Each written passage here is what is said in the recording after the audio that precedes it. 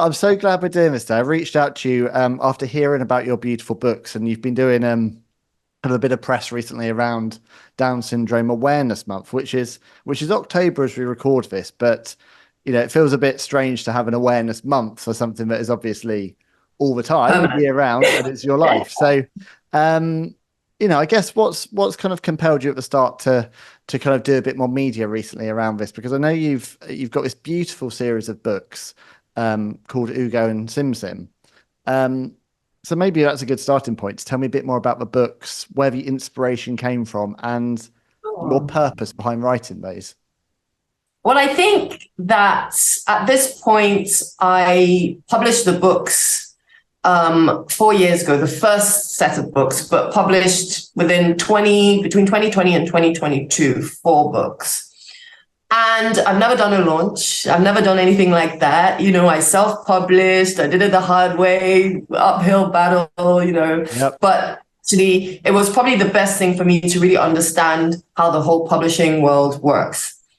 Now, I have a publisher. I also have been very conscious of I need to push myself. I never thought that I would be spending my life advocating for children with special needs. If you told me 10 years ago, this is what I've been doing, I thought you would have lost the plot. You know what I mean? I'm like, what would I be doing? Why? Why would that even be a thing I'd be doing? Yeah. But life has necessitated it. Is that even a word? Necessitated. I've made it up, people. Necessitated. Necessitate. Yeah, yeah, yeah. Oh, I said necessitated. I'm That's just close adding enough. Niger.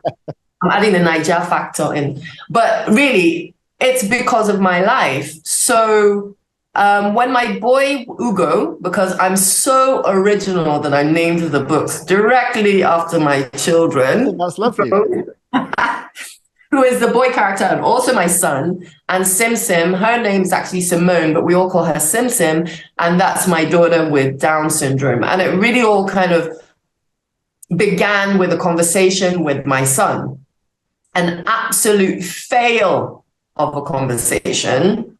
I did so badly. And he was basically asking why he was excluded from playing with his sister and the people that came to play with her every day. And I had to explain, okay, I know it kind of looks like play and it is play, right? But it's actually because your sister has something called Down syndrome.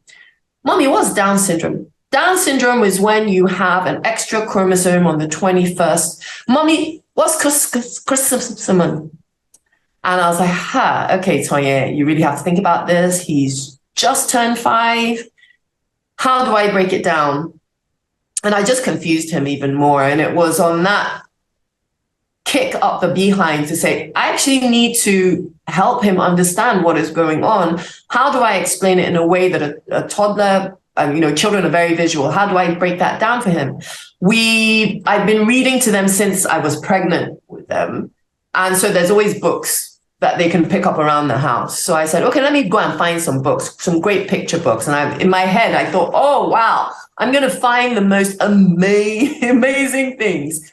And yeah, I found absolutely nothing. Like when I say nothing, it was like crickets of anything that had us. There was no representation of a Black family, let alone start talking about the special needs aspect. No Black character with Down syndrome, nothing that could speak to our environments, that could speak to us as a family.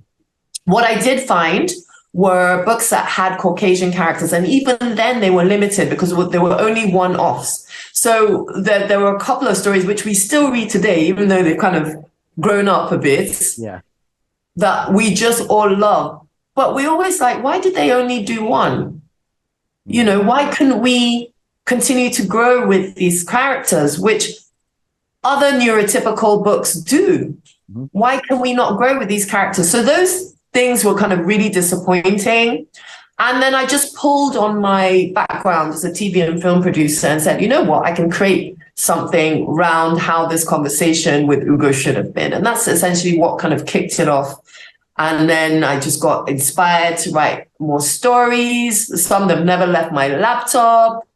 And then because they enjoyed it so much and they felt so affirmed in it. I just started to kind of watch them and watch their needs and watch my daughter's needs and think, oh, wow, she learns a lot through music. Maybe I can create some songs. And this has really kind of just been very, very organic till I started the foundation called Simone's Oasis. So the idea of that is kind of a place of nurturing, of resource. You know, you can come and be filled. You can come and chill. And it's fun, you know, it should be a little fun. Our primary target market is kids. So we're doing kind of like a twofer, which is also great that this podcast is happening now because it's also Black History Month UK. So because I have a neurotypical child and I have a neurodivergent child, I'm also conscious of his needs and his needs of representation as a Black boy, as an African boy, right? And even of ourselves as a family. It's rare for Black children to see families and their characters told as human beings, not as animals in the jungle or in the savannah, but as actual human beings. And that was really something important that I wanted and also want to continue to engage in as well.